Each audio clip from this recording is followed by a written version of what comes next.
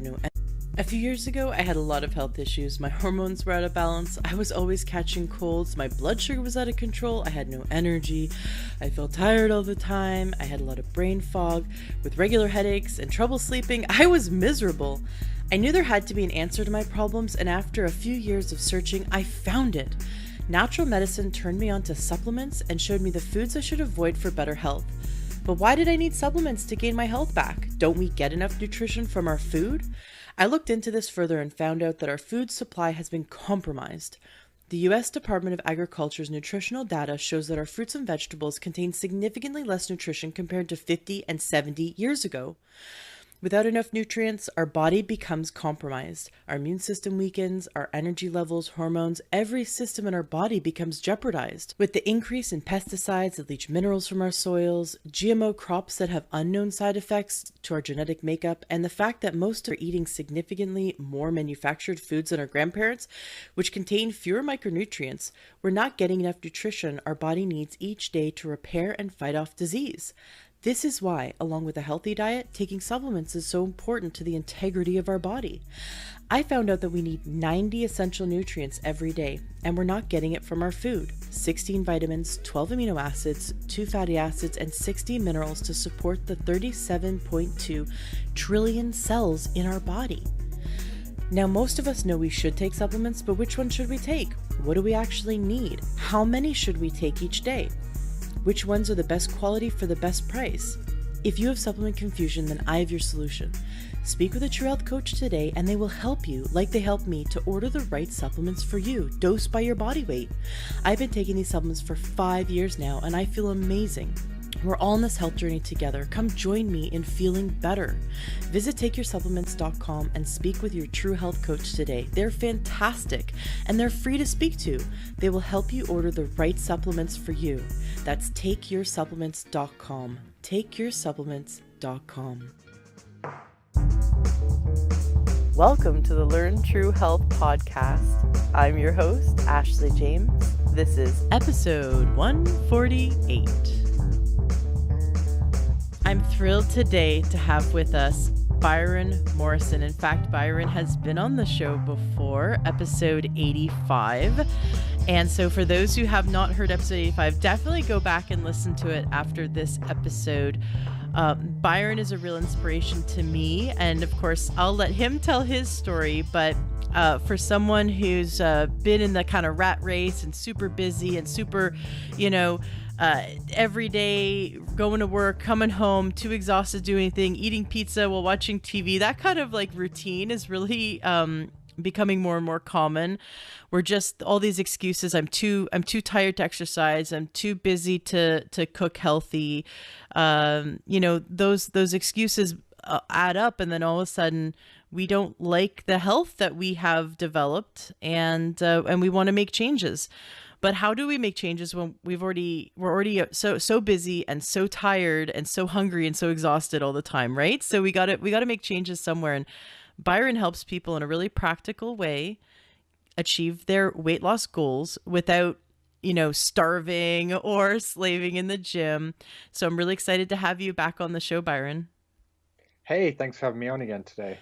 Yes, absolutely. I'd love for you to start by sharing your story, because I think a lot of us can relate to what you've gone through and what you've achieved, and now what you're going on to help others achieve as well. Yeah, sure. Well, to be honest, a few years ago, I was a bit of a mess. I was close to 50 pounds heavier. I was depressed to the point that I didn't want to leave the house. I had no clue how to eat healthy, how to exercise, and kind of just locked myself away. And this was the rut that I was stuck in for years and years. And then my dad actually got cancer. And during the treatment, he had most of his bowels surgically removed. And he spent 25 days in ICU. Most said he was on life support and breathing through a tracheostomy. And that was very much the wake-up call that I needed to do something about my own health. It kind of gave me a glimpse of my own future if I didn't change my ways. So I set out on this mission to not only lose the weight, but also keep it off. And as I was doing that, I tried all these diets, all these crazy workouts, and I just wasn't getting anywhere. And I thought, do you know what? If I'm going to do this, I'm going to do it properly. So I went and learned everything I could about health, nutrition, fitness, losing weight. And I realized there was a lot more to it than what you eat and just how much you move. So that's why I kind of wanted to help people who were just like I was, who were stuck, they were overwhelmed, they didn't know what to do, they kind of were foreign to this whole idea of a healthy lifestyle, and show them that, you know what, it's achievable for everyone without giving up all your favorite foods or spending every day in the gym. And it just comes down to balance. And kind of since then, I've been on a mission to change the world and change the way that people use and think about foods and kind of help people avoid going through what happened to my dad. I love it. Now, I am a really like I love before and after pictures. I don't know, I'm so inspired by them.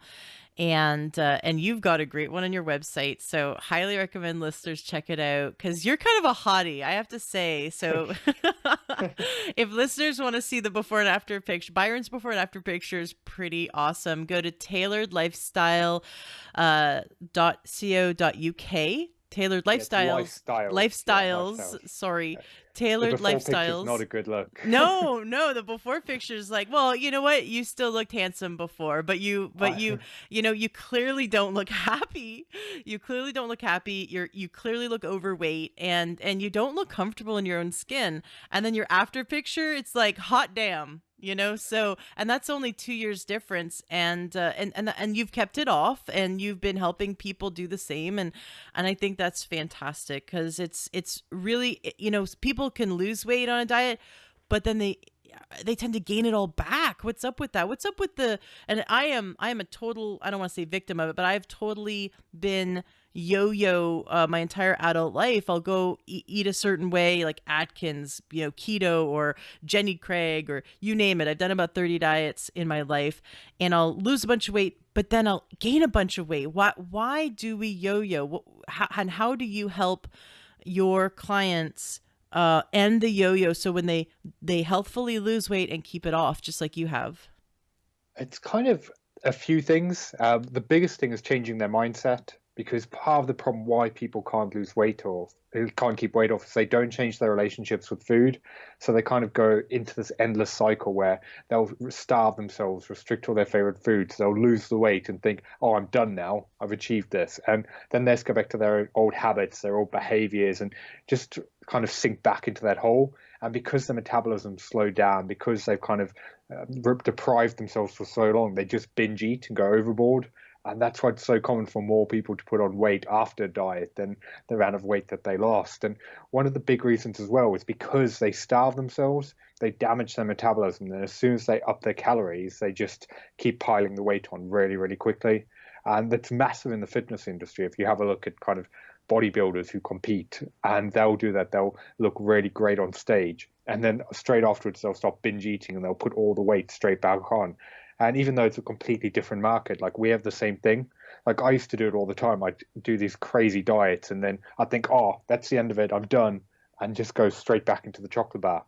And it's just this endless cycle. So until you actually get to the bottom of why you crave food like that, why you eat the way that you do, why you're eating out of stress, depression, loneliness, or everything else, and actually change those behaviors and shift your mindset, it's never going to be more than a short-term fix.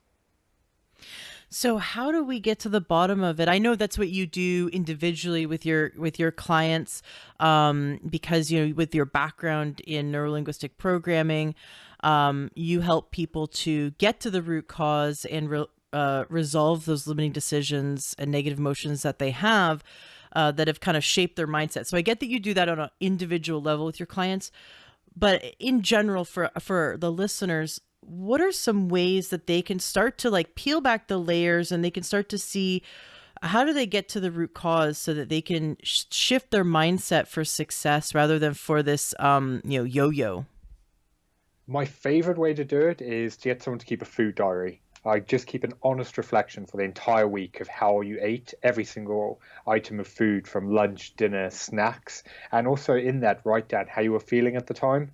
And then you can kind of go over it at the end of the week and look for correlations. And maybe you have a stressful meeting in the afternoon, which makes you go to the vending machine. Or I had one client I'm working with who every evening would sit and have a cup of tea and she'd go straight for the pack of biscuits. And once we recognized the link and realized that she was doing that because she was bored, then she could just remove the trigger point.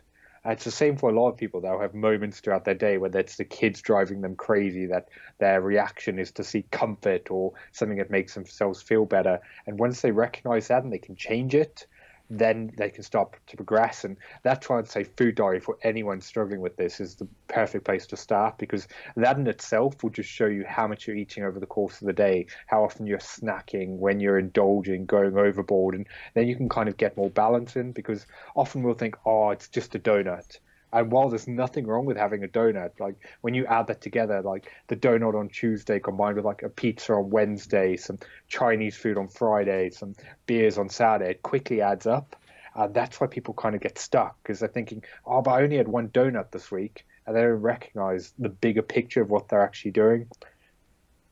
I really like that answer. In fact, my mother-in-law, I'm totally going to call her out. She keeps an amazing figure, and I don't know how she does it. And she writes down everything she eats, and she eats healthy, but she lets herself eat, the donut or the cookie. And she says that that the diary, that exactly is what helps her maintain her weight, because she says, I'll want the second cookie, but I don't want to write it down. I don't want to. She's like, she's really honest with herself, and she's honest with the diary. She goes, I don't want to write down that I ate two cookies. So, that's funny, because I think I just lie to my food diary. I don't know how she can keep herself so honest with it. What I also like about writing down and getting real with what's so, like when you keep a food journal, you're getting really clear with what's so, because sometimes we will be starving ourselves and do the opposite. We won't be eating enough vegetables, or we won't be eating enough healthy fats or healthy protein, or we'll be skipping meals and then binging later. And so a food diary can help us to really see, wow, I didn't eat enough, and it'll help us see how many servings of vegetables we actually got, or maybe how many glasses of water we got. Why do I always have headaches? And then if you put in your food diary all the liquids you consume, you'd also be able to get really straight with yourself on how much water are you actually drinking. And I like to take food diaries one step further and write down sleep and quality, like how long you slept and the quality of sleep and your energy levels and how your mood, because then over in a big picture, you can start to see, wow, I ate all these foods, and I went for these walks, and I drank this water, and look at my mood consistently was really good this week. But last week when I ate the pizza and I went partying with my friends, I was in a really bad mood all week, and I didn't have any energy. Gee, I wonder what's up with that. And so you can start to see. So I really love your answer about writing it down and getting really clear with ourselves, because oftentimes it's usually worse in our head, or we're not grounded in reality. And so that's bringing people right back to reality, instead of being caught up in our mindset, whatever the mindset is. So I like that. Exactly. Yeah. Yeah. It's one of those things, because often when you're snacking, especially, like you could just be walking through the kitchen and grab a cookie and not even realize. And it's when people actually Mm. start recognizing the triggers, because building on that further, probably my favorite thing that I get all clients to do is to implement a rule where if you're going to have something sweet like a cookie, chocolate bar, whatever it is, say to yourself, I can have this, but I've got to have a glass of water and wait 15 minutes. And then at that end of the time, there's a good chance the cravings will have passed, or maybe we're just thirsty. And once you break the trigger of acting on impulse, that's when you start taking control of your relationships with food and not letting food control you. Because I found for myself and with a lot of clients, it's kind of that instant gratification. Like you want something and you want it now. And like I say to everyone, like I still eat ice cream and chocolate, so I'd be a hypocrite if I said they couldn't do it. But by cutting down on the amount of times that you actually do it, that's when you're going to get balance. And that's why the water thing's so good, because it's so easy to confuse feelings of thirst with hunger. And by just pulling it back and saying, do you know what? I can be mentally strong. I can wait 15 minutes. Like that in itself, really rewarding. But a lot of the time you'll be like, actually, do you know what? I was a bit stressed then. I was a bit sad or something else, and I was seeking comfort. I don't actually need it. And I've got one lady in particular, we did this over and over again for a few weeks, and she broke the complete cycle of needing chocolate bars every afternoon. She cut down on the amount of biscuits she was having every evening. And then she kind of became free. And I spoke to her recently. She was like, I can't believe I actually turned down a donut at lunchtime. Someone brought them in. And I said, do you know what? I'm really looking forward to my lunch. I don't need it. And before that, she would have dived headfirst, eaten the entire box. And now she was in complete control of who she was. And for her, that was the biggest win. Like, yes, she lost weight. Yes, her confidence was up. But just having that control over food meant more to her than anything else. I love that. I love that story because you know what I've noticed about myself when I'm craving sugar is that there's like this little bratty kid inside me that wants it right now. And if someone tries to like deny me, like my husband's like, "No, you can't have that." Like I thought you said you were dieting. Like, or like he's not being mean, but he's trying to help me, right? And he's like, "No, you don't want to eat that." And all of a sudden, like the logic part of me is kind of like sitting off in a corner watching this play out, and not really like taking control. And the bratty part of me is like, no, I want that now. Like I can have that. I get to choose when I want it. And then I'm like observing myself going, who is this brat? Like, where did this come from? And it's like this little kid that just wants what she wants, it. And it has nothing to do with, I'm not actually hungry. Like, that isn't even going to help me. Like a chocolate bar, a piece of cake, candy, whatever that sugary thing is, it's not in any way going to, nutrify my body and fuel me, right? It's not beneficial at all. And yet there's some kind of like little voice that is part of the craving that just wants it. And if I can like I recognize, like in the moment, go, wait a second, I'm not gonna let this little voice run my life. It's this instant gratification voice. And I need to really figure out what's going on, like what's the root cause of this. And so if I can just like take a deep breath and catch myself in that moment, and like you said, drink a glass of water, wait 15 minutes, and ask myself, like, am I actually hungry? Am I missing something in my life? Like, is there another part of my life that is sort of empty that I'm trying to fill? Like, am I not getting enough fun in my life, or enough love or hugs, or what's going on? And if I can just back off, then that voice stops like controlling me. But if I don't like take that, like you said, drink some water, take a few deep breaths, wait 15 minutes, that voice almost feels like it starts to go through this whole like cycle of, and I have a 2-year-old now, so it's like the tantrums. It's like, I swear to God, I'm having a tantrum. I'm an adult, but inside me, I'm like having a freaking meltdown that I can't have that cookie or whatever. And so I really need to back off, drink that water, and wait 15 minutes. So that's It makes such a big difference. It does. But I now that I've seen that in myself, I see it so much in other people. And I wish that Disney made some kind of movie where you could like see everyone's inner child because we're all just like these screaming 2-year-olds. Like, why can't I have that? So it's really good because after we drink that water and take 15 minutes and take some deep breaths, then like adult logic Ashley can come back in and go, okay, let's ask ourselves, am I really hungry? Do I really need that? Is there something I need instead? And then I can take control again. Delaying instant gratification has really helped. And so I love your answer to that question. Now, you'd mentioned that yo-yo diets can really harm the metabolism. What can we do to heal the metabolism?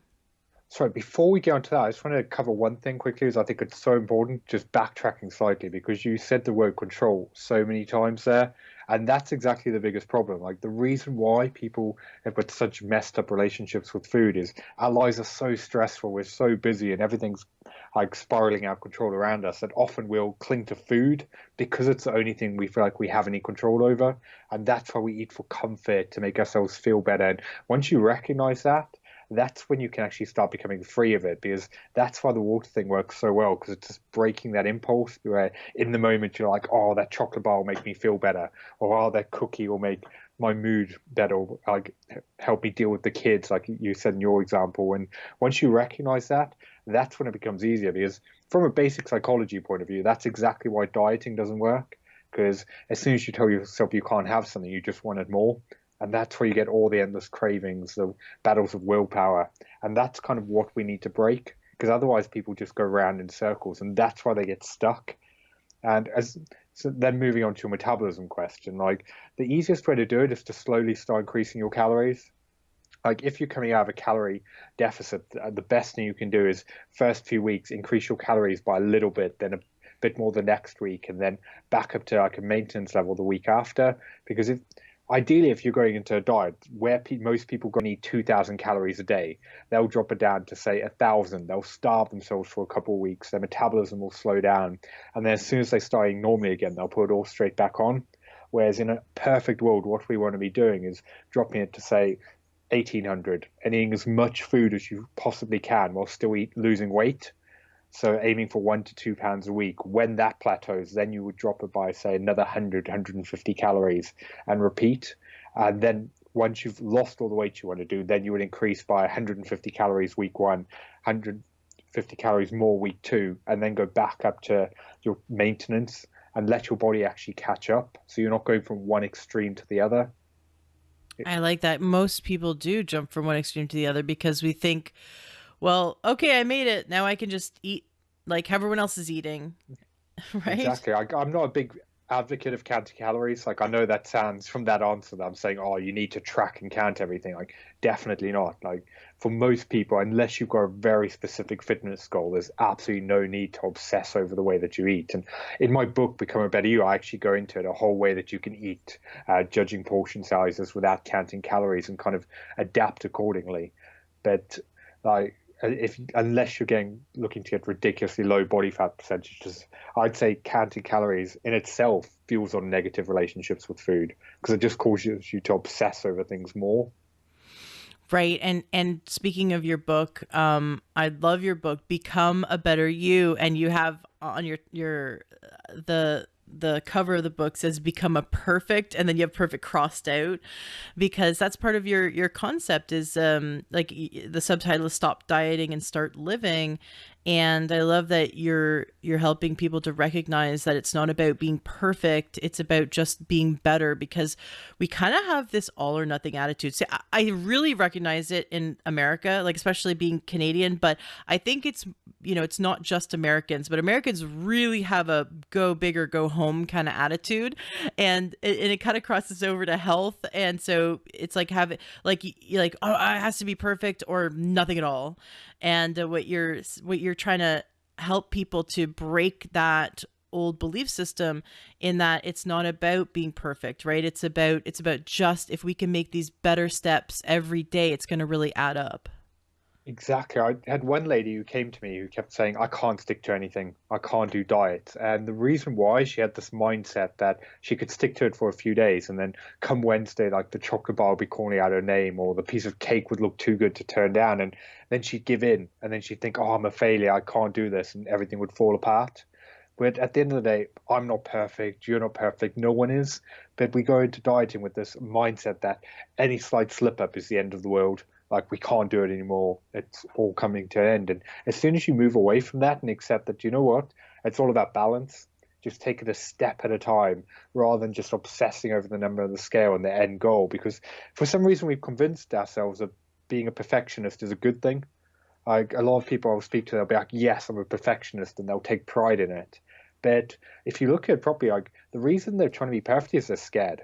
I They're scared of failure. They're scared of judgment. They're scared of that voice in the back of their head being right, that they weren't good enough. And that's why a lot of people dabble and they'll kind of commit slightly here and there, but they won't kind of go into it all the way, accepting that, you know what, this is going to take longer. I'm going to have to stick to this. I'm going to have to find balance and take a different approach. And instead, it's easier to just be like, do you know what, I couldn't do it. Put their hands up and just accept the way things are. And when you move away from that perfectionist mindset, that's when you actually start progressing, because a lot of time with being perfect, people just won't commit to anything. They won't do the work. They won't progress in their career, their relationships, all with their diet and health goals. And they'll kind of think, oh, if I can't go to the gym 5 times this week, there's no point going at all. And they'll just quit altogether. And it's the same with dieting and everything else. And that's one thing that we desperately need to change in our behaviors. We kind of associate being a perfectionist as a good thing, but instead we need to associate being a perfectionist as something that actually brings misery. It brings self-doubt. It can make us depressed and make us really not live our lives. And when you look at it in that light, then I don't want to be a perfectionist. I don't know about you. And that for me was one of the biggest revelations, because for so many years I held myself back because I kind of thought, if I can't do it perfectly, there's no point trying at all. Mm-hmm. Also, when we're in the middle of a diet and we fall off the bandwagon or something, whatever. We didn't go to that gym that day, or we knew we ate something we shouldn't, or whatever. We fall off the program in some way. Um, we have a tendency to shoot ourselves in the foot, right? And just go, oh, screw it. This obviously was a failure. And not everyone does this, but I had a coach tell me once, okay, you just got a flat tire. Do you get out of the vehicle and slash the other three? And it really just struck me like a ton of bricks. And that hearing that was enough for me to go, you're right. Stop having this defeatist attitude. Stop looking for an excuse to give up. So what? It's like, I fell down, get back up, keep going. Just because I fell down once doesn't mean it's the end of everything, and it really is. Or a big thing is, like, how do we keep the psychology of the long-term goal when we get on the scale and we've like either plateaued that week or we've gained weight? Like, if we're doing everything perfect, like I went to the gym, I ate my salads, like I drank my water, I avoided all the sugar, and I gained weight. What? Like, what do you do with your clients when like they know, like they kept their food diary, they know they're doing everything they're supposed to do, but in the short term, maybe their bodies are readjusting, who knows what's going on, maybe they're retaining water or gaining muscle, or something shifting, but the scale is they don't feel like the scale is reflecting the huge amount of effort they feel they put into that week, right? And so how do you help them to like move past that so they can continue to see the long-term goal? That all comes down to mindset and just kind of looking at their limiting beliefs, their perception of the world, and kind of getting them to focus on the positives.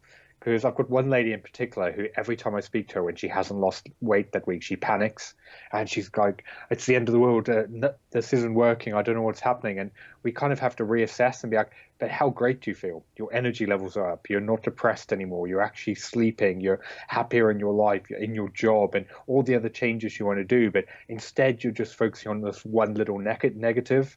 And a lot of the time, it'll be like, maybe you ate more carbs the day before, so you're storing more water, or maybe it's the time of the month, or maybe you're a bit more stressed and therefore your cortisol levels are up. There can be so many different things affecting it. And it's just kind of getting them to actually recognize that, you know what, the number on the scale doesn't have to define you. It doesn't have to ruin your mood or throw your whole week off course, and trying to get people to move away from just obsessing about weight loss. That's why with everyone, I'll kind of say to them, let's just take it a step at a time, because if you've got over 20 pounds to lose, it's never going to be a straight line. And we kind of expect it to be. We kind of think, oh, we lose 2 pounds every single week and that's the way it's going to be. And it never works like that. And you kind of just have to get people to accept that and be like, do you know what? You need to enjoy the journey rather than just fixating on that end result. And then it becomes easier. And that becomes even more important when you add more exercise into the mix. Because especially with people who've never done resistance training before, which is something I'm a big advocate for, especially as we start growing older, you can very quickly build muscle, especially if you were really active when you were younger. And ladies in particular then panic, and they're like, my weight hasn't changed, but my jeans are a size smaller, but the number on the scale is the same. And it's kind of just explaining and educating. That's why I'm such a big advocate for teaching people why they're doing things a certain way. Because I don't see the point in giving someone a plan and just telling them to get on with it, because that's not sustainable long term. And that's why it's all about the education and being like, this is the way your body works. So you're building muscle, therefore your fat levels are going down, but your weight might stay the same. So it's more judging how you look in the mirror, how your clothes fit, rather than the number on the scale. Mm-hmm.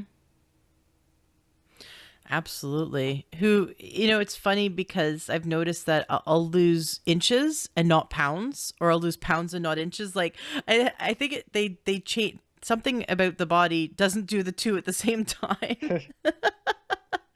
Because my scale wouldn't change, but I would definitely be fitting into smaller jeans and going, whoa, like what just happened? So I love that. Like continuing to focus on the positives. Like, you're sleeping better, you have more energy, you have more mental clarity, you feel great. Like, that's the first thing I noticed when I start eating really healthy. Well before any weight loss happens on the scale, I feel amazing. A few days into eating a lot more vegetables, and I feel so clear. I wake up, I jump out of bed with energy.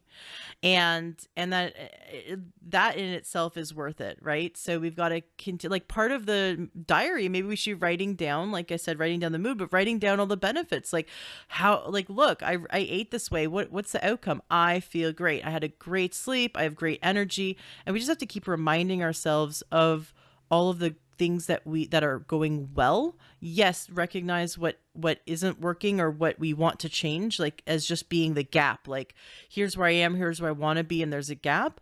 But then also taking into account all the positives that are happening, and, like you said, enjoying that journey. Because I know a lot of people, when they get to the goal, this is actually really interesting. A friend of mine lost 100 pounds recently, and in a healthy way, in a very healthy way. And I've seen a few other friends do this, and it's like their brain hasn't caught up with them. Like, they're a size 10, but in their brain they're still a size 20. You know, and their brain has not caught up with their success, and it's like, and so they walk past the mirror and they go, "Whoa! Like, I didn't know I looked like that," right? And in their mind, they're still very much overweight. And so it's really interesting how much of our mindset and how much of our belief system and our self-image plays a role in our health and health choices. Exactly. But what you were saying as well with the whole focusing on the negatives, it's so easy to get caught in that mindset and not focus on what's actually happening. So I've got one lady in particular, every time I get onto the phone with her, I can tell from the sound of her voice what that week's been like. Because some days she'll get on and you can just tell that she's not in a good mood and she's really down. And a couple of weeks ago, it was a perfect example. She's like, I really didn't feel like exercising this week. And she was just like feeling really down, beating herself up. And I was like, yeah, but you did it. And then we kind of went through everything else that happened that week. Her diet was amazing. She was feeling good about herself. She was going out there, meeting new people. She'd actually been to the gym 3 times, even though she didn't feel like it. Whereas when we started together, working together, she wouldn't even take the stairs at work. She was doing absolutely no exercise. So she was eating so much sugar and junk food. And now she was having 3 healthy, balanced meals. And once we refocused it, it was like, your week's actually been amazing. Look at everything that you've achieved. And she just got so caught up in the fact that she didn't feel like going to the gym the one day. And it's just trying to explain to people that even once you've achieved a healthy lifestyle, it doesn't like miraculously become easy. Like, there's still days that I don't feel like going to the gym. There's days when I don't feel like eating healthy. And again, it's that perfectionist mindset. Like, we kind of think, oh, everything one day is just going to be simple. And it's never going to be like that. And once you accept that, obviously it'll be easier, but it's never going to be perfect. And just start focusing on the positives each and every day of how much better your skin looks, how much better you manage stress, your sleep, and everything else. That's when you're going to start being happy with your journey and enjoying it for what it is. I hope you're enjoying this interview so far. We'll get back to it in a minute, but first, I wanted to share a message that has been on my mind to bring to you. You know, I started this journey because I wanted not only to help you experience amazing health, but I wanted to find it myself. And what better way to find something than to learn from experts and also to teach it? Through this last year of doing the holistic podcast known as Learn True Health, I have had the honor of connecting with over 100 experts in the field of natural medicine. One thing that's really inspired me is there's a group of people, in fact, it's the fastest growing career field in the United States right now, and that is health coaches. I didn't really appreciate them or understand what their role was until after I started interviewing enough of them. And I found that health coaches have an amazing ability to impact someone's life far beyond what medical doctors are doing right now. You see, you might see your medical doctor once you're already sick, right? The old paradigm of healthcare is to go to a doctor when you're sick, wait till your body breaks down or show signs of symptoms, and then you need a doctor's intervention. Not many people, now maybe you do because you're smart and because you're a Learn to Health listener, you probably do this to some extent. Go to a doctor on a regular basis and get great health advice from them. Do you go to your doctor and they say, hey, I noticed that you could really use more vitamin C and I think you should eat this. And I really think that based on your body weight and based on your blood work that a few more minutes of cardiovascular exercise. And here, why don't I go ahead and show you how to do it? Why don't I go ahead and, I've got some recipes that are really going to help you because I see in your blood work that you could really benefit from these nutrients. Why don't I go ahead and spend an hour with you and help you do that so we can get you on the right track? No medical doctor does that. And if they do, God, hold on to them and definitely tell everyone about them. I don't know any medical doctor that has the ability to sit down with you on a regular basis and not only find out about your lab work, but also find out about your health in every aspect of your life. You see, if you have a really, really stressful job and you have no outlet for that, that can bleed into other areas of your life and lead to ill health, right?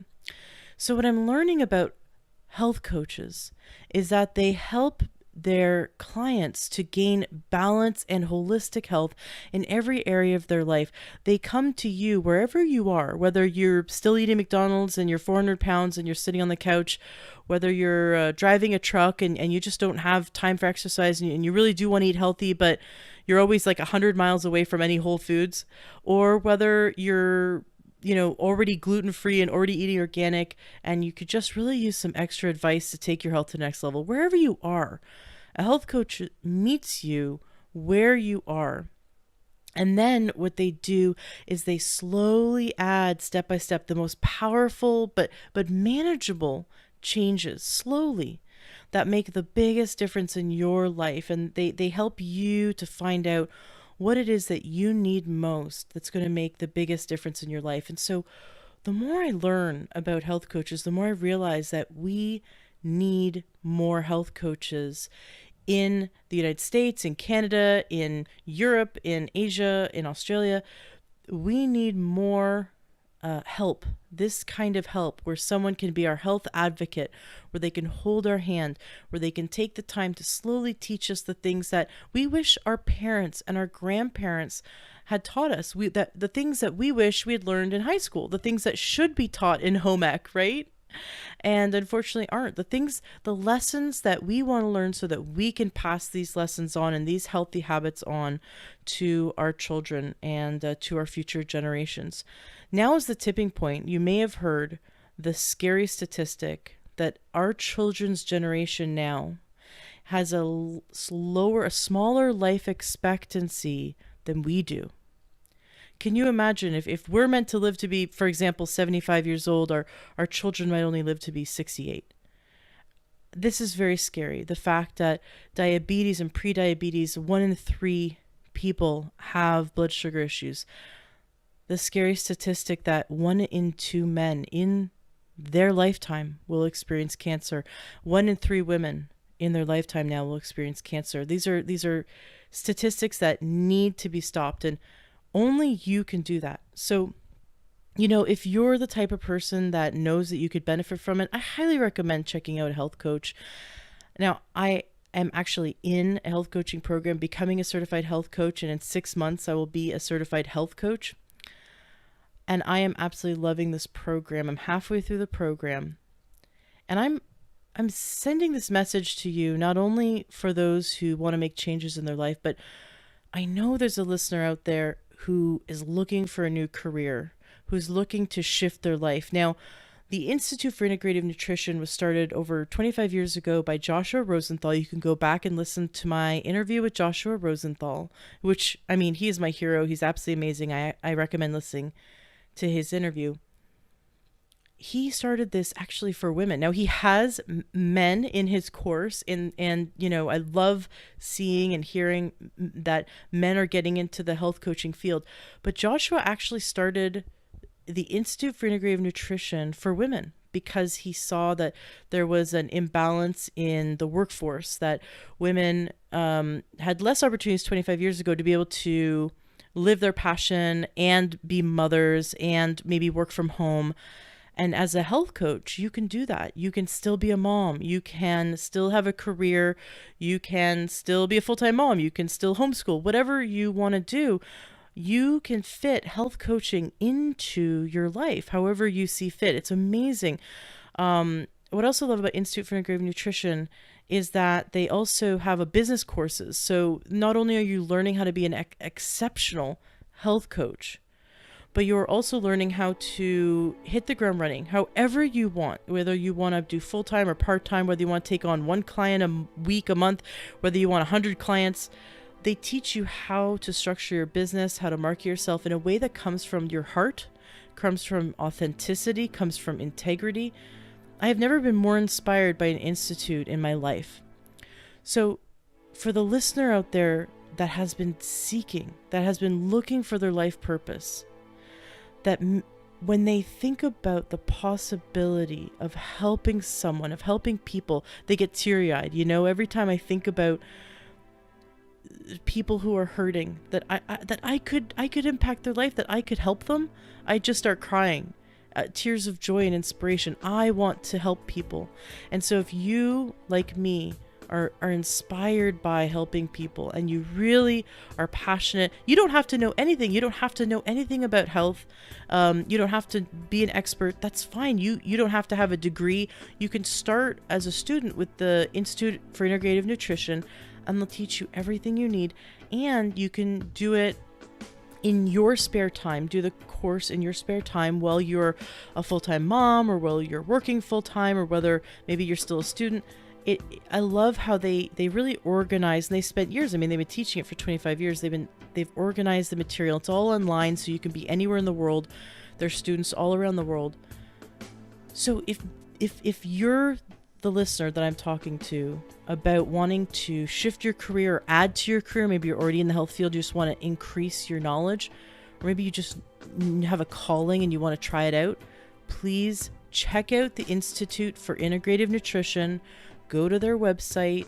It's IIN, Institute for Integrative Nutrition. Check them out, give them a call, and ask for, you can get a download to their course, their curriculum. You can even do one of their classes for free to check it out, to see if it's a match for you. When you go to enroll, mention you heard it from me, Ashley James, Learn True Health Podcast, because I have aligned myself with them to make sure that you get a special. I want to hook you up. Any of my listeners who go through their program get a special from the Institute for Integrative Nutrition. And also, I want you to tell me. I want you to email me, ashley@learntruehealth.com. Join our Facebook group. Just search Learn True Health in Facebook. Join our group. I want you to contact me and tell me you're going through the program. I want to support you in your success. If you have any questions or you just want to tell me how amazing it is, I have some great listeners that have already gone or have begun going through their program, and they all love it. And I love creating this community. So if this is something you think would be interesting to you, even if anything I've mentioned is remotely interesting, if you go to learntruehealth.com, on the sidebar, you'll see halfway down, just scroll halfway down, you'll see that there's in the widget section a place where you can click to get more information about the Institute for Integrative Nutrition, or just go to their website.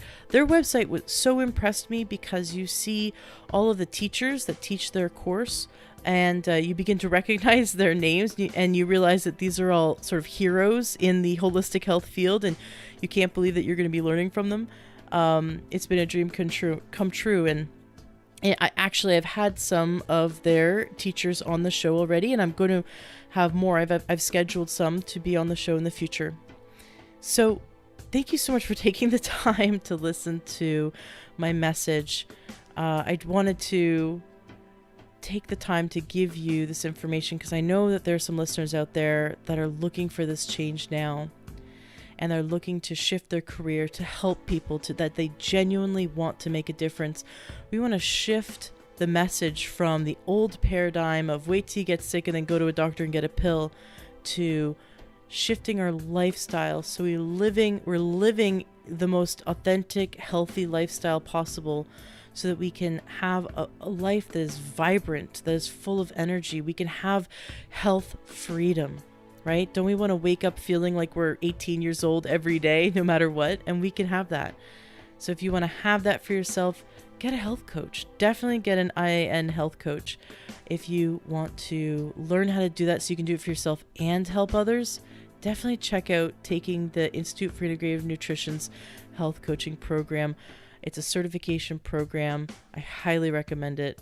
And if you have any questions, absolutely feel free to email me. Excellent. Well, enjoy the rest of this interview. Wonderful. Now, you in your book, you teach a very simple but very powerful method that I get this as like an overview. I know that like when you work with someone one-on-one, it's you obviously tailor it to their lifestyle. Like you said, this one woman was doing no exercise and eating a ton of sugar and had a different belief system than maybe another client would, maybe who is already eating somewhat healthy and maybe already going to the gym and has a different mindset. And so I know from an individual standpoint, you'd be making different changes. But overall, what are the most powerful changes that we can make in our life that not only will help us achieve a healthy weight, but just in general are the healthiest changes that we can make for our long-term health? The best ones I get everyone to do, regardless of who they are, because I mainly work with people at the start of their journey who've never really exercised before. Their diet's a bit of a mess, and so people who already have an established healthy lifestyle don't tend to come to me. So for the people like this lady that I mentioned, that this is something that everyone, regardless of who they are, should be focusing on, is finding ways to walk at least 30 minutes a day, adding a portion of vegetables to every meal, making sure we get to 5 a day, drinking at least 1.5 to 2 liters of water, and then focusing on taking a step back and getting more sleep. Like those 4 fundamental things are so essential to a healthy lifestyle, and we kind of overlook them. And again, it comes back to that mindset. It's got to be all or nothing. We kind of think we've got to make all these grand gestures and huge changes to kind of be healthy, whereas you just need to focus on the foundation. I get that right. Make sure you don't have any nutrient deficiencies, that your mindset's working properly as you're fueling your body with what it needs. And that's when you're going to start feeling better about yourself, and your confidence will go up as well, because you'll suddenly think, do you know what? Actually, I feel great from increasing my water intake and adding more vegetables. Maybe I can actually do this. Maybe I can stick to this long term. And that's why I'm a huge advocate of focusing on what we need to put into our lifestyle rather than what we have to take out, which is the complete opposite to how most people do it, because they go into a diet focusing on everything they have to give up. And I'm like, no, let's twist down its head. Let's focus on adding in more vegetables, adding in more water, adding in more walking, because naturally by doing that, you're going to reduce all the times that you're indulging and the amount of volume of food that you're eating of other stuff. So it's going to balance it all out, but you're not going to be in that mindset of the negativity, which without really doing much, you're doing loads. I love that, the crowding out theory of just adding more vegetables to your plate, because you add more vegetables and it fills you up. And like if you need a snack, like go for a vegetable, right? Or go for like have some organic strawberries or some, have an extra salad. I actually started doing this where when I wanted a snack, I have organic mixed greens, and I pick some kind of small protein to add to my salad, and I make my own salad dressing with garlic and a bunch of other good stuff. Like I do pickling for the fermented, like I'll do sauerkraut or pickles or carrots, dill carrots, and it just in a brine. It's really easy. Or you could just buy sauerkraut from the store, but I use the juice from either pickles or sauerkraut as as my salad dressing, and I'll just add some garlic to it, or different seasonings. But it's already very delicious, and I don't need to add any salt. It's already salty, and it has like lots of potassium, and it has actually healthy bacteria, healthy cultures, so it's good for the gut. So, and I know there's no sugar.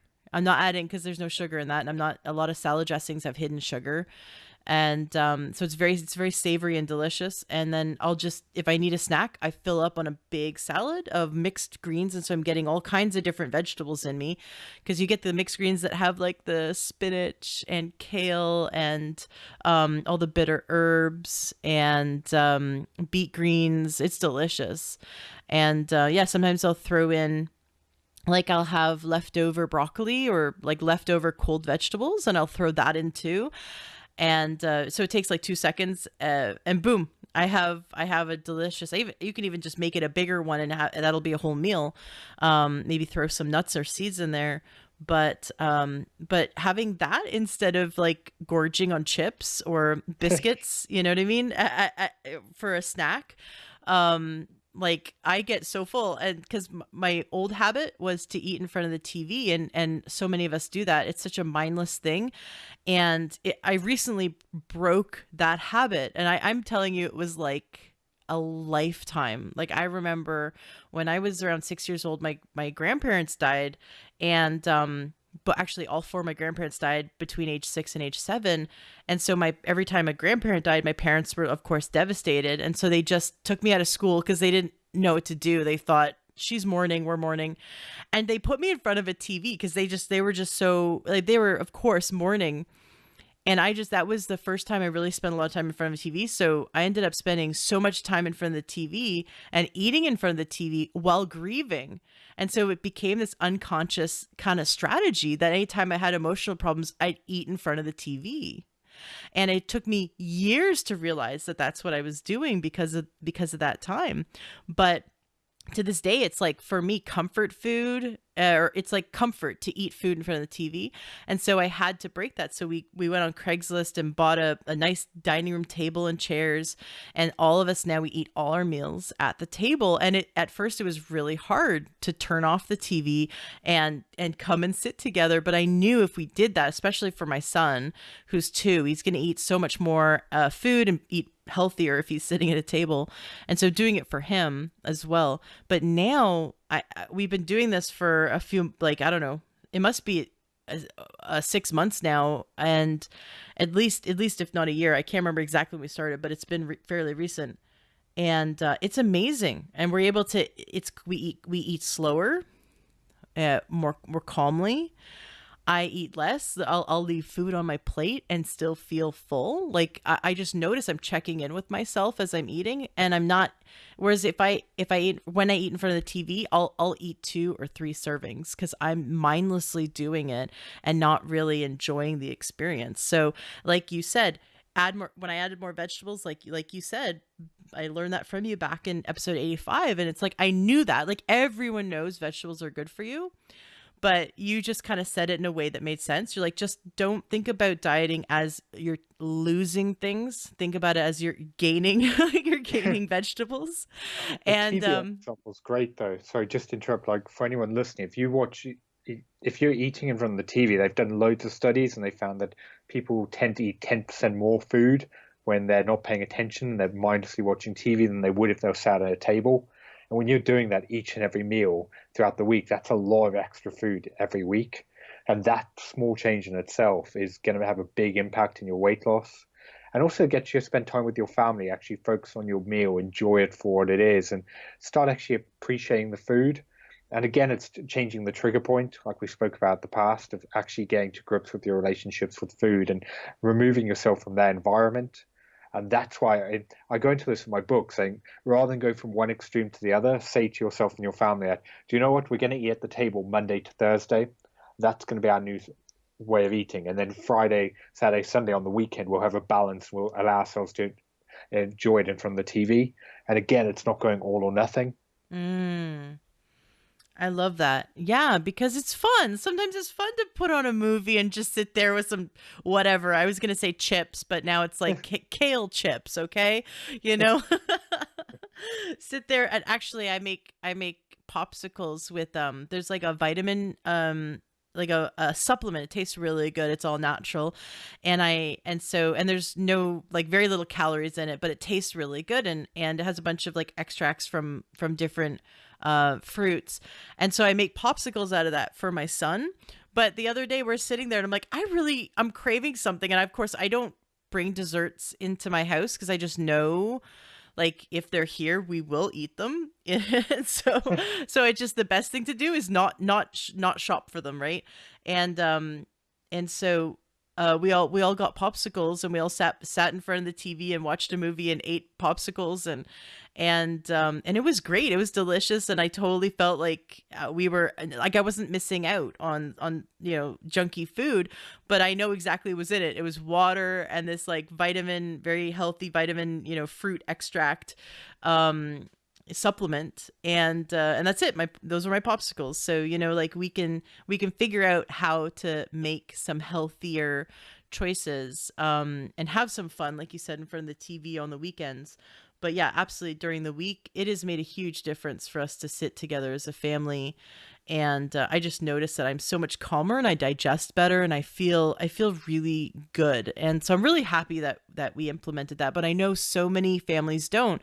And like I said, at first it was a struggle because I had to break a habit that I had for like over 30 years of my life. So I'm happy I did it. Definitely recommend it. So moving on, I've got a bunch of questions for you because I know that so many people who struggled with weight kind of go through these general things. If one of your clients hits a plateau, what are some things that you have them examine to sort of break through that plateau and continue to lose the weight? What we do firstly is we always say that we're not going to panic if they've plateaued for a week, because like we said before, they could have eaten more carbs. It could be time of the month or anything else. So we wait 2 weeks before their weight hasn't changed, before we adjust anything, because it could just be a bad day. Because my weight personally can fluctuate between 1 to 2 kilos depending on a day-to-day basis. So it's kind of not obsessing, panicking straight away. And then from there, it's a case of get them to keep a food diary again. I normally do a picture food diary just so I can see exactly what they're eating, portion size wise. And then we'll either increase exercise or we'll cut something out of their meals. So it might be, say, for dinner, to swap out some of the carbs, or if they're having too much of fat, and instead replace it with vegetables. So they're not reducing their portion sizes too much, so they're not starving themselves, but they're reducing their calorie intake.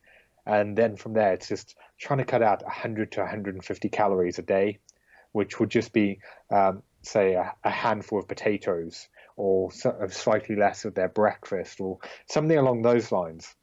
And just adjust it accordingly, kind of in a way that then they're not starving, don't feel like they're giving anything up, and then they kind of restart the metabolism and then readjust accordingly.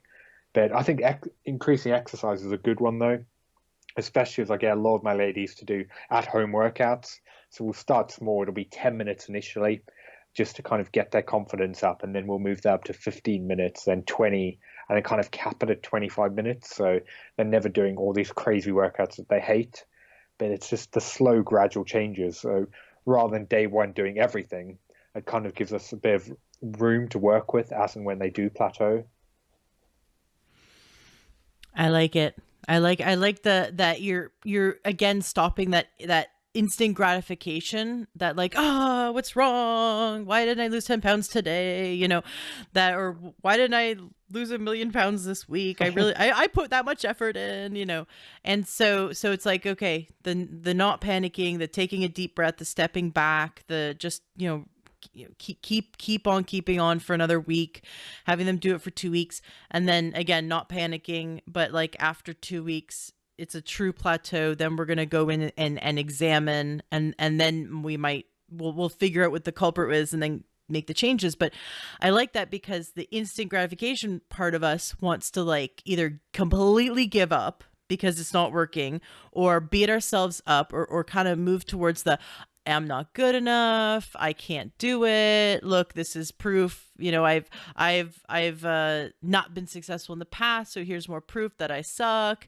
That the little limiting decisions kind of come into play when we're not seeing the results we think we should see. So again, like you said, it kind of comes to back to mindset. And so I like that you have someone wait 2 weeks and how you help them to not panic. You help them to stay focused on the program, because you're helping them to avoid that that meltdown, that spiral, right, into the negative self-talk and the negative mindset.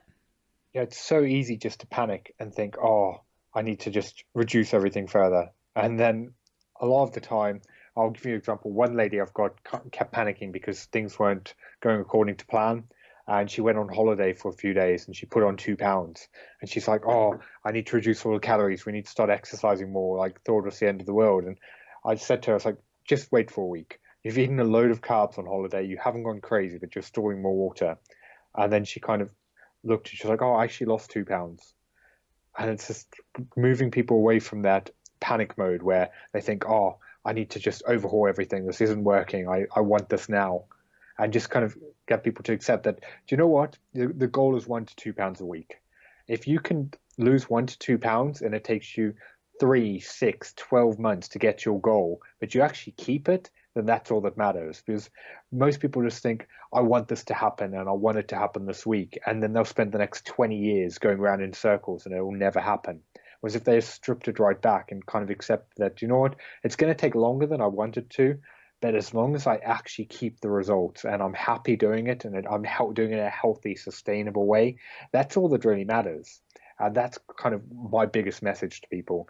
Because at the end of the day, if it takes longer and you get out of that rut and you feel good about yourself and your health improves, your chance of getting disease goes down, and you actually enjoy the process, that's so much better than this kind of instant gratification. That I think part of the problem is just our society. We expect everything to happen overnight. And unfortunately, you can't undo 20, 30 years of damage in an instant. But we kind of expect because Amazon can deliver on the same day, or you can get your lunch delivered to your desk at work, that dieting, everything else should be exactly the same way. And it just doesn't work like that.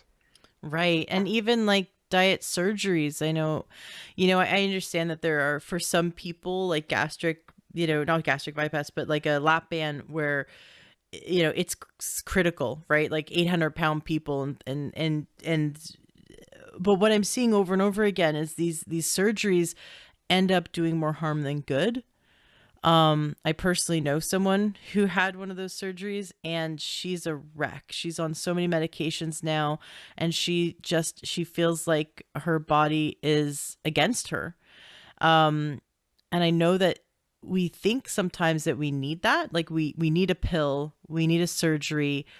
And I think that kind of comes down to there must be a belief that they themselves can't achieve it. Right. I Like think that goes back to the perfectionist thing again that we yeah. spoke about, like that belief where we associate if they can't do it right now or be perfect, there's no point in even trying. And we've spoken about this before with our limiting beliefs where we kind of convince ourselves that we're going to fail. There's no point trying. We're not good enough. And we kind of have these perceptions of the world that have no tangible evidence that's actually that a reality. But that's what puts people off actually trying. And the weight loss surgeries for me are absolutely ridiculous. So Mm-hmm. obviously there's situations where it's essential, but for the vast majority of people doing it, it does more damage than good. Like our Mm-hmm. bodies are incredible healing mechanisms that when we provide them with the right nutrients, we give them time, they can recover and actually uh, heal themselves from so much damage. But instead we just like, oh, cut me open, suck it out, it'll be fine. And it's just like, it does so much more harm than good. And a lot of the people, because they'll do that, they won't change their habits, their relationships with food, and they'll just continue eating the way that they do, and they'll just put the weight back on. Like I've seen that with liposuction time and time again, where people just go round and round in circles, and all they needed to do was kind of get to grips of why they eat the way that they do, and just take it a step at a time. Yeah, you're right. A surgery is not getting to the root cause. And even a diet isn't getting to the root cause. I think that's the whole problem, like you're saying, with the diet industry is if you don't shift your mindset and if you don't make if like you, the reason why you teach your clients why they're doing what they're doing, so they understand that these are lifelong changes that we're making, like drinking lots of water, going for walks, eating more vegetables. You're not going to stop doing that when you get to your goal weight. You want to keep doing those things. That's why it's just I'm all about showing people the focus of how good they feel, because find myself if I have a few days where I don't eat enough vegetables or I don't drink enough water, my energy levels go down. I don't sleep as well, and I found from a few years ago when I was stuck in that rut that I didn't even realize how bad I felt.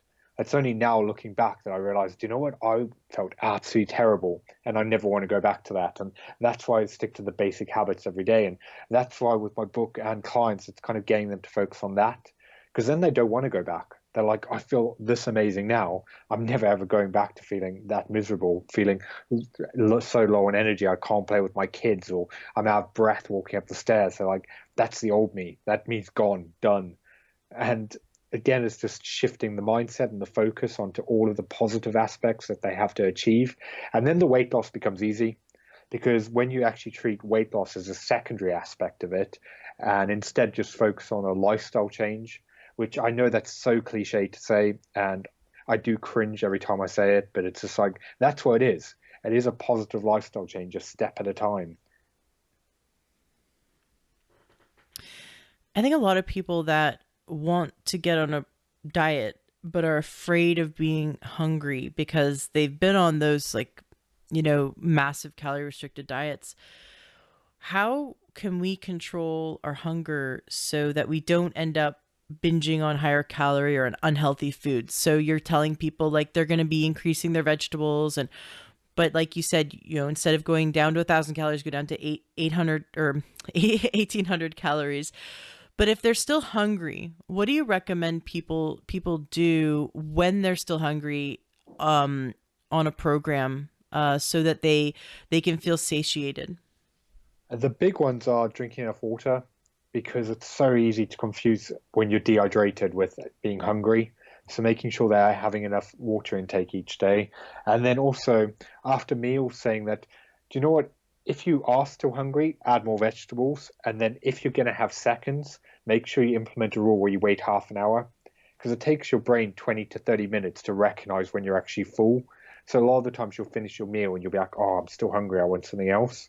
When actually you are satisfied. You just haven't registered yet. So again, it's breaking that acting on impulse. So saying to people like, do you know what? You're not restricting anything. If you're still hungry and you want to go back for more, just say to yourself, I've got to wait again. And it's just those small changes. So again, you're not depriving yourself. You're not restricting anything. You're not mentally putting yourself in a constant war. And instead, you're just saying, I'm going to take ownership for my own actions and say, I'm going to wait that 30 minutes. And that's how you start listening to your body, because that's one of the biggest shifts that people find, that then they can start recognizing when they're actually full, when they're still hungry, when they're eating just because food's around, when they're stressed, depressed, or anything else in between. And that's when they actually start getting lasting results, because they need that mindset shift to actually be in control of what they're doing. I learned something recently about fructose, which is one of the sugars, right?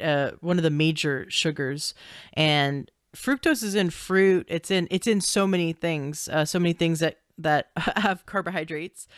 But what I learned was that fructose is the only sort of food substance that does not trigger the full response. So like, the hormones that happen when we're full, right? Or the brain message that happens like going, okay, we're full guys, we can stop eating. Fructose will not trigger that. And so like you can drink 2 liters of Coke and still want to eat that slice of pizza. But you couldn't, down 2 liters of yogurt or 2 liters of, even dairy. You would not, you would just not be hungry anymore. Like you would be like, okay, hold on, that was a little too much. But when it comes to sugar, it does not turn off the response. And what I learned was that it's because back in the day when we were all like living off the land, who knows, caveman era, 10,000 years ago, 100,000 years ago, whenever it was, that fructose was so in such short supply that when we came across it, it was part of our survival mechanism to gorge on it. And so it's ingrained in our way back in our ancient brain, in our reptilian brain or wherever it is, to completely gorge. So if we came across a honeybee's hive, or we came across a bunch of berries or apples in nature, we would gorge on them to just to try to put on some weight so that we would survive, right? And you've got to like I keep thinking, we have been here for however many tens of thousands of years that we've been here, and it's the ones that could pack on the weight that survived during famines, the ones that were like the skinny jeans got like died off a long time ago.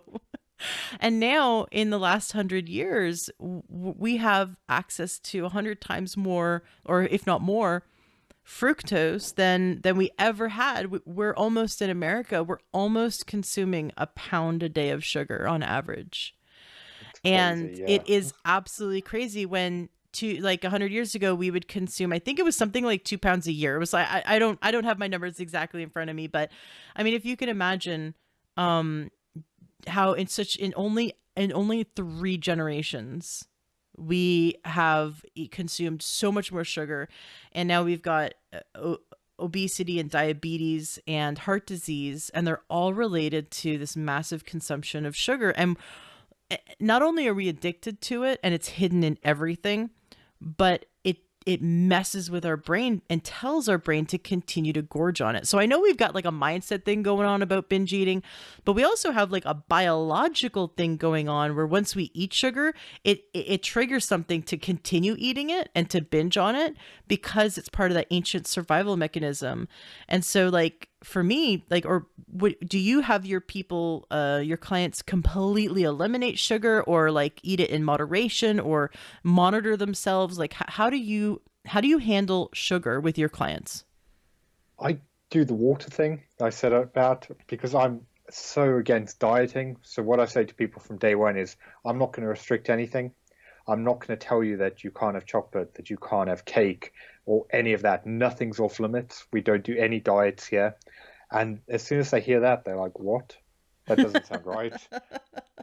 And just from that alone, it's reprogramming their brain so that nothing's ever restricted or off limits.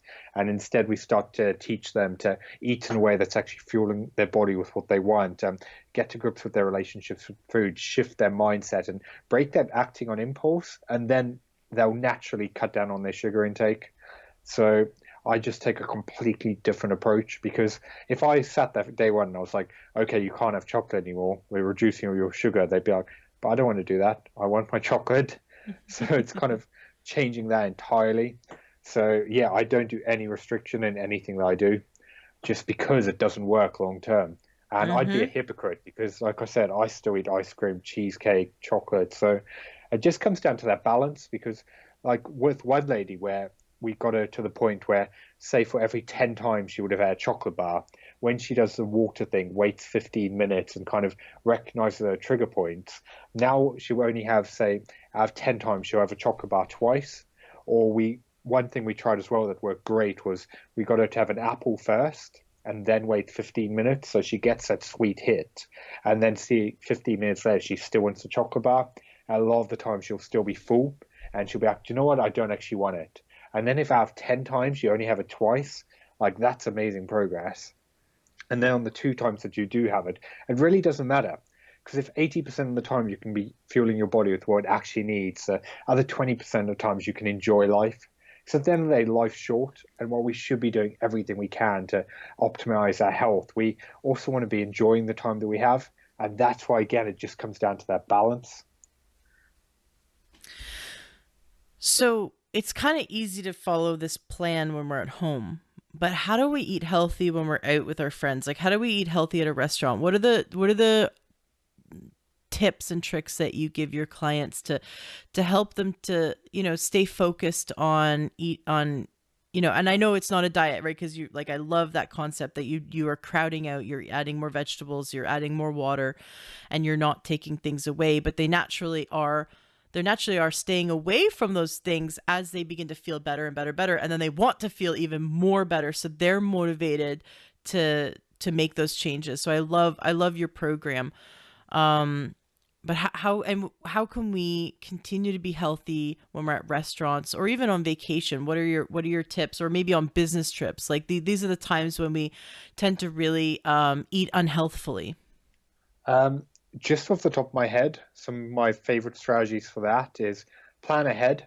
If you know the restaurant that you're going to be eating at, have a look at the menu beforehand and just decide exactly what you're going to order. Because sometimes in the moment we'll kind of act on impulse and we'll go for the Mm. unhealthy option, or we'll see what other people are having. So when you actually go in with a game plan and you decide beforehand and you don't put yourself under extra stress, or if you're going to a restaurant, I tell people try and avoid stuff that's fried or battered, because a lot of the time you have no clue how much processed oils and other rubbish is in there. Or if you're going to go, say, and have a burger, instead of saying you can't have the burger, then decide, do you know what, I'll have a burger, but I'll have a salad with it. I won't have the chips.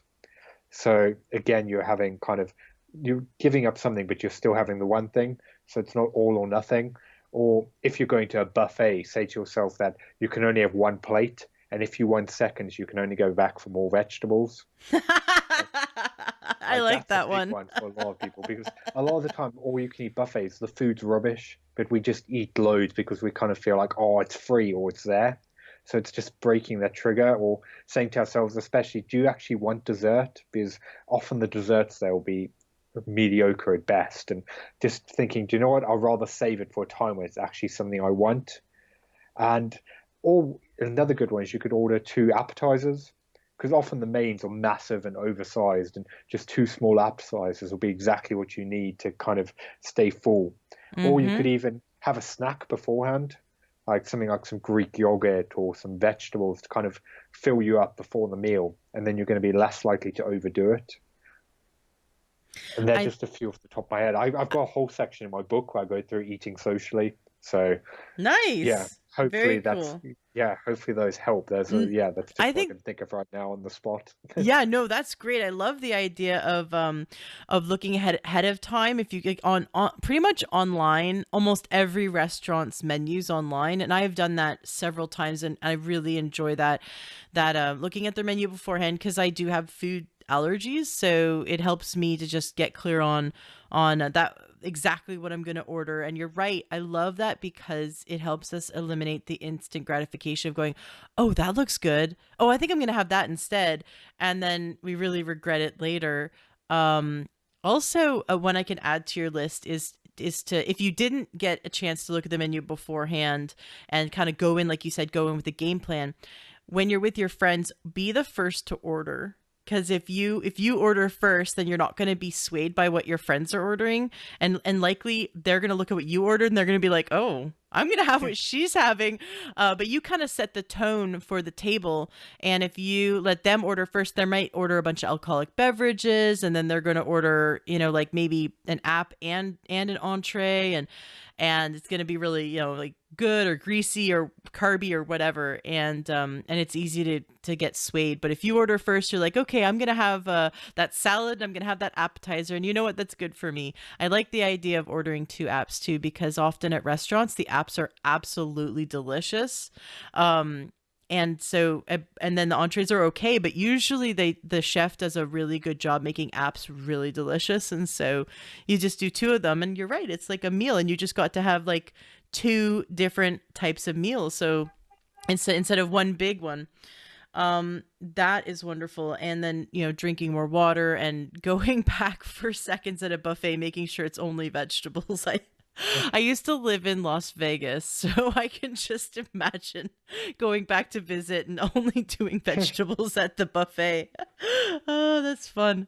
Alcohol's a Awesome. big one as well that you brought that up, because one thing Yeah. I kind of say to my clients, because when you're drinking alcohol and eating really fatty foods, that's when you're going to mess up your progress. Because I'm not against drinking alcohol, like I still drink, but I'll do one or the other. Like I always say to people, if you're going to go out and you're going to have a load of drinks, avoid really fried fatty foods. And it's just kind of having that balance. Like if that was me and I was going out for a few drinks, if I was going to have a meal, I'd stick to protein, vegetables, and carbs, just because of the way that your body responds. Or if I'm going to go out and I'm going to have like some fried chicken or a pizza or something really fatty, then I wouldn't drink. And it's just kind of, again, it's one or the other. So you're not restricting anything, but you're just kind of deciding which one do I want more right now. Mm-hmm. What are your methods for helping people stay motivated to go to the gym? A lot of people expect motivation to happen for them, whereas they kind of just need to recognize that they are their own motivation.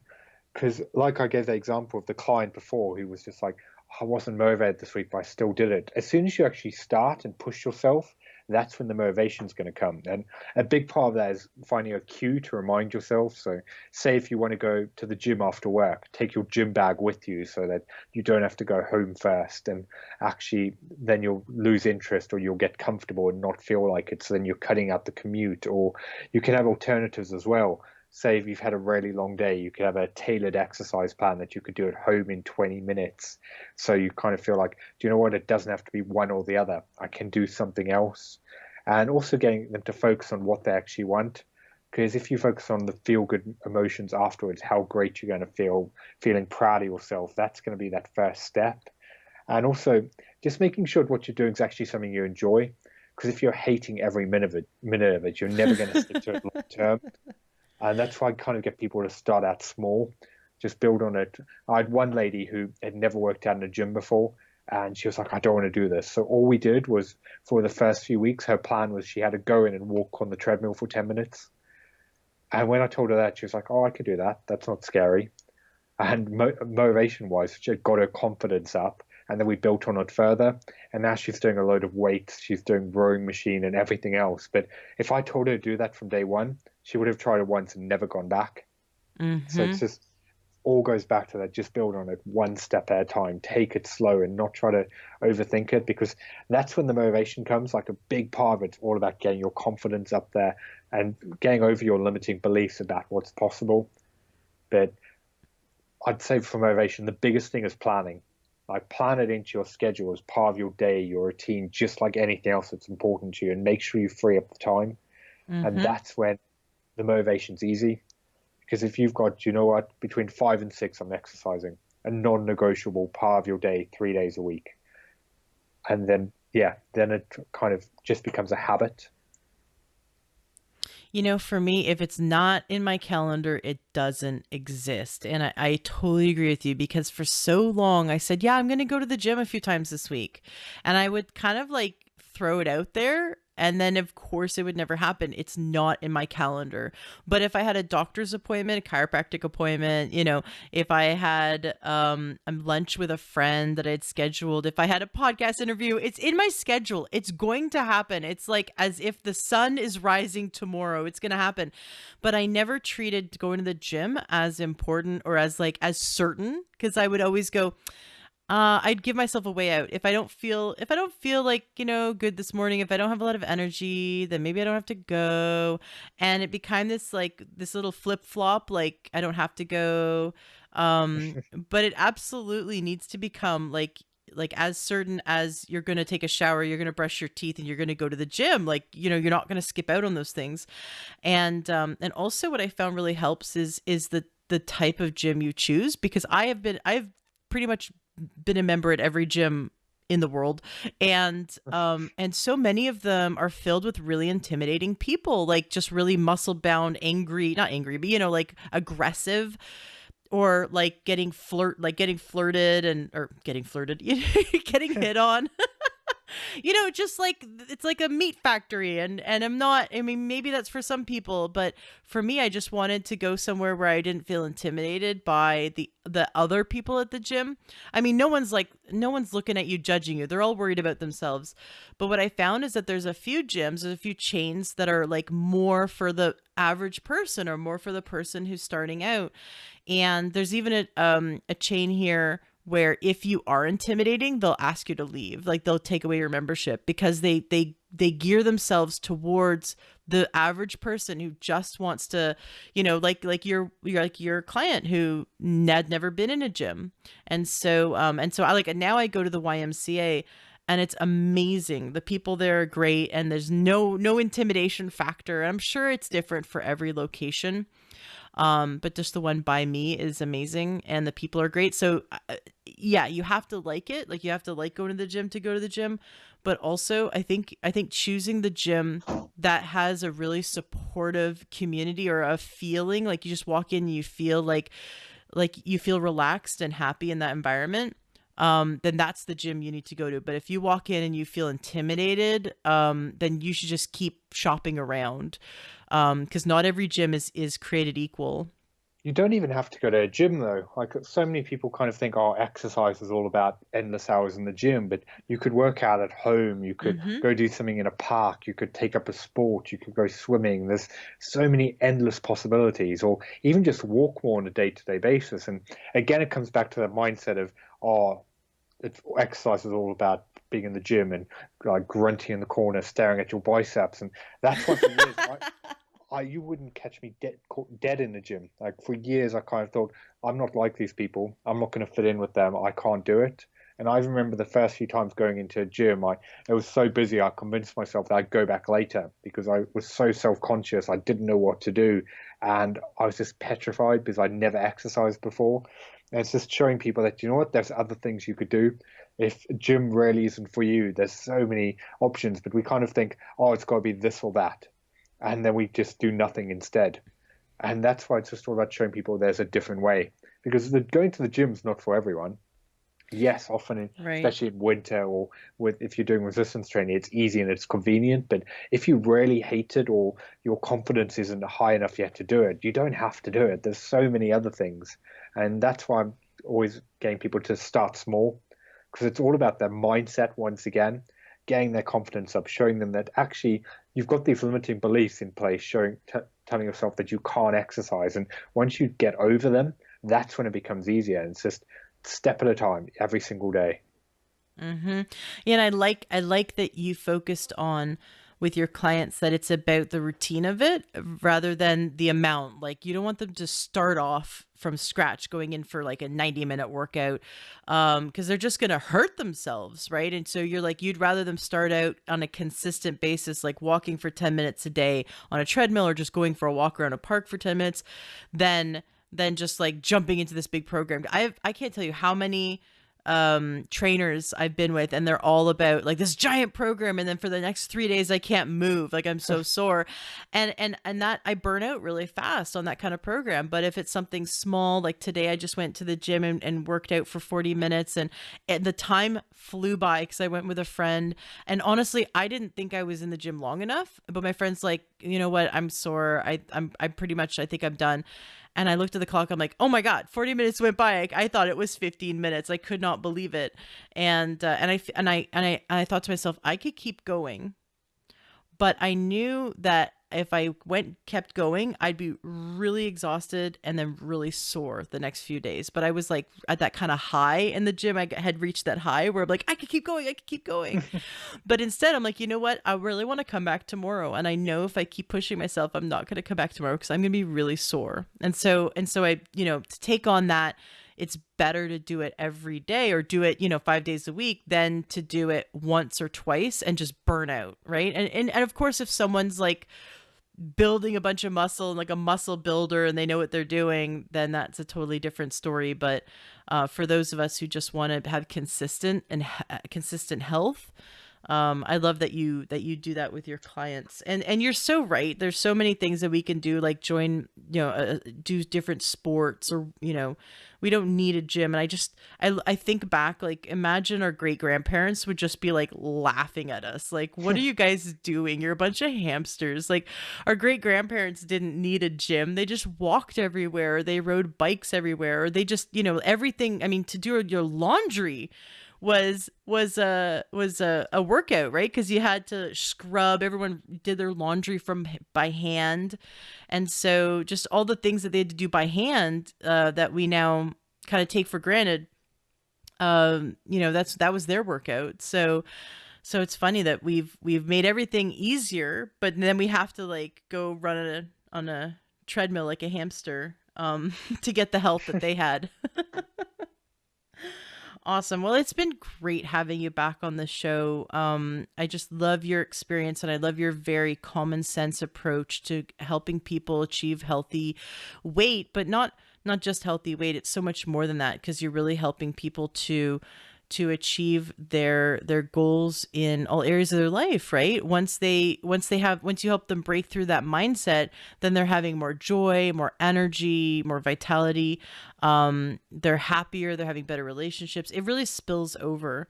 I'd love for you to share some stories of success that you have had. I know you've been sort of already sharing some stories. Do you have any awesome stories of success, sort of the before and after picture that you can paint for us about some of your clients?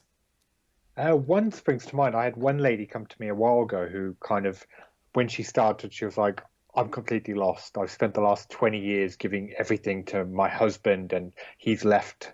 My daughter's about to go to university, so I've kind of don't even know who I am anymore. And for her, it was, yes, she wanted to lose weight, but she also wanted to kind of get her confidence levels up, start making better decisions, and actually start putting herself out there and seeing who she actually was. So for her, initially, it was all about the mindset, taking it a step at a time. And one of her biggest goals, she was like, I really want to try abseiling, but she was like, I don't think I'm ever going to be able to do it. And she actually did it about a week and a half ago.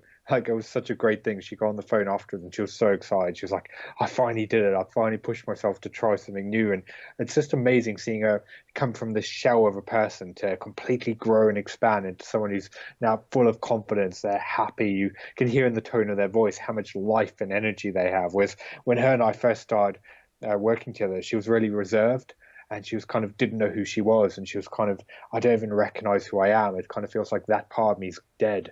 And she was just like saw in this negative light, and I was like, you've got a clean slate. You can literally become any person you want to be. You can go out there, push your comfort zones. And this was a lady who'd never exercised before. She would never run, and now she's going to regular exercise classes. She's going out there. She's got a promotion in her career, and all aspects of her life are improved. And she's lost, I think it's just over 40 pounds now, which in itself is absolutely huge. But for me, that's not even a big part of it. Like, it's seeing her lifestyle transformation of the person she's becoming. Because, like I said earlier, the weight loss comes secondary. And when you actually focus on all the positives, then it just becomes easy rather than just obsessing over that number on the scale. And that's what I love seeing. Like, I love seeing people actually become the people they were meant to be and get over the limiting beliefs and stop hiding behind that shell of the wall that they've said that is the top that they can actually achieve and who they are. And once you get that shift and see how much they grow, that's in itself a truly amazing thing. Mm.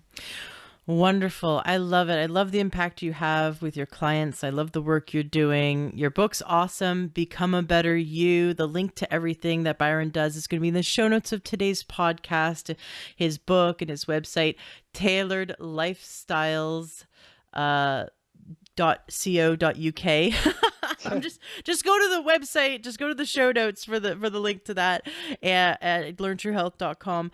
It's been wonderful having you on the show, and I look forward to hearing about your future success as you continue to grow as a health coach and expand the work that you do. What would you like to leave our listeners with today to wrap up the show? Do you have any a challenge or any tips that you want to encourage our listeners to do moving forward in their life? Yeah, one thing I've actually done is I realized when I was writing the book that a lot of people will read a book and then they'll kind of forget about it and they'll never actually implement it. So one of my long-term goals was to actually take the book and to turn it into a 10-week program. And I actually launched this 3 weeks ago. So it's called 10 Weeks to a Better You, where I take everything that I do from my own journey with my clients and in my book and break it down into a step-by-step process where there's daily videos, tasks, there's a whole support network and community of people there who have all started on the same journey. They're pushing each other, they're motivating each other, keeping each other accountable. And it's really all about tailoring it around the individual. So like I said before, it's all about education for me, not just giving people a plan, but instead teaching them everything they need to know without overcomplicating it or making life any more difficult than it needs to be, and focusing on their lifestyle, everything from basics nutrition, how to put together balanced meals, manage stress, overcome limiting beliefs, and everything else in between, and giving people all the skills that they can then take and apply to their family as well. And for me, this was something I was so excited to do because I'm on this mission to change the world, change the way this country uses and thinks about food. And that's why I'm really excited about this, because I can't wait to see how it grows and develops and actually teaches people to make more informed choices and take control of their own life. So you can find out about the 10 Weeks to a Better You program on my website. That's really cool. Yeah, well, sorry, we didn't cover this. Let me tell us a bit more about this. So you've got, so I'm on your website right now. Where do I go I need to when? actually add it. It's on my Facebook. The direct link on there. I'll add it to the website before this goes live. Awesome. Yeah, because Very yeah, it just cool. kind of yeah, it's just launched 3 weeks ago. Great. Well, So how's it going so far? really good. Like I keep saying to people like before they sign up, this isn't a weight loss program. It's like you are going to lose weight from doing this. But this is all about teaching you. It's like for the first 2 weeks, we don't do any diet stuff. There's no fitness plans. It's all mindset. It's about building that solid foundation. And I say to people before they start, it's like you need to accept that what you've done in the past hasn't worked. And you, in order to get results, you're gonna have to do something completely different. So come into it with an open mind. We focus on that. We build the solid foundation, and then we teach you everything else, and we just build on it a step at a time. And it's all based around your own goals, the changes you want to make, the foods that you like to eat. It's not me like sitting there telling people how to live their lives, and instead it's teaching them to actually make better choices, and then take them and apply it to their family. And that's why everything's completely tailored around their own ability, what they actually want to achieve, their routine, their career, and everything else in their life. So it's not just a diet plan. Because I found a lot of people, they'll get a diet plan and they'll be like, oh, but I don't like that meal, or I don't like that ingredient, or they'll miss a meal, or something in life will come up and then they'll fall off track. So instead, it's teaching them to actually stay on track, make better choices, and get that balanced lifestyle and approach. Mm.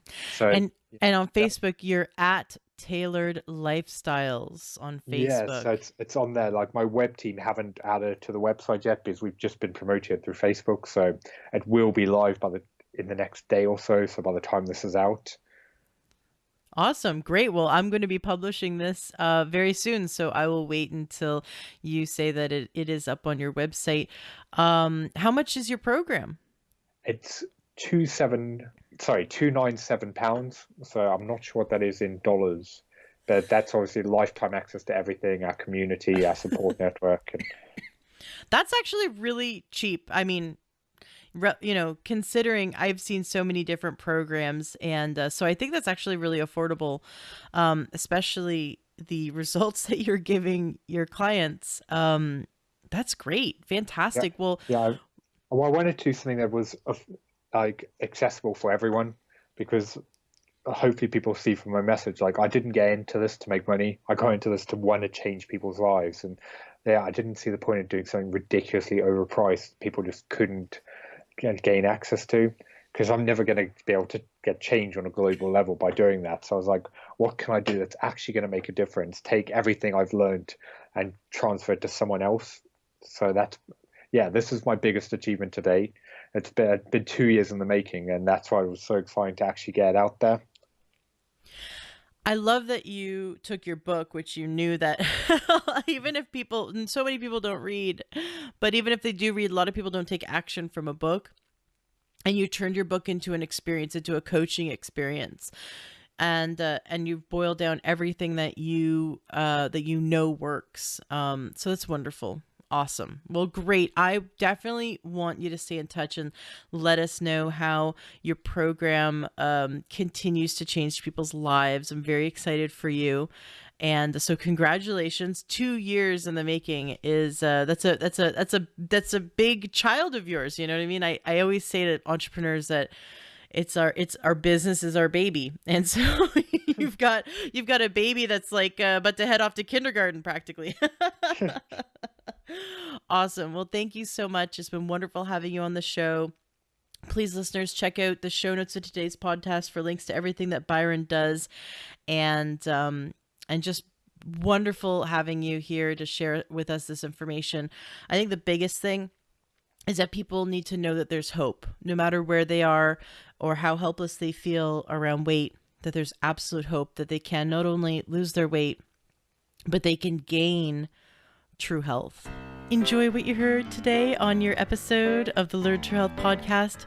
Did something move you, inspire you? Did you get great information that's going to change your life? Awesome. That's exactly what I'm here to do, is to help you gain your health back. Please turn around and share this. If this is something that's helped you in any way, share this with those you love. Love the Learn True Health podcast and want to support us? Awesome. You can go to takeyoursupplements.com and you can support us that way. You'll get access to amazing supplements that are just really great quality for a great price. And there'll be someone on the other end of the line to help you pick out your supplements that are right for you. That's takeyoursupplements.com. Or join our membership, learntruehealth.com/join. That's another great way to support our podcast, support our movement, and you'll be supporting yourself. Gain more information, wonderful videos, wonderful trainings, and you'll also be able to share those with those you love as well. So go to learntruehealth.com/join. Want something fun for free? Go to learntruehealth.com, and right there on the front page, you'll see where you can get our free cookbook. I spent a lot of time making it, and it was so much fun. It's really delicious, healthy recipes. And you can also get our 7-day doctor course. Right there, it's 7 days of naturopathic videos sent right to your inbox, and you can learn from top naturopaths on how to gain health naturally. So that's takeyoursupplements.com for wonderful supplements. learntruehealth.com/join to join our awesome membership, which is only open for a limited time. You can get our free healthy cookbook, and you can also get for free 7 days of wonderful naturopathic videos sent to you. Just go to learntruehealth.com and you'll see it right there on the front page. Thank you so much for being a listener, and thank you for sharing and helping others. Let's spread this information and turn this ripple into a tidal wave.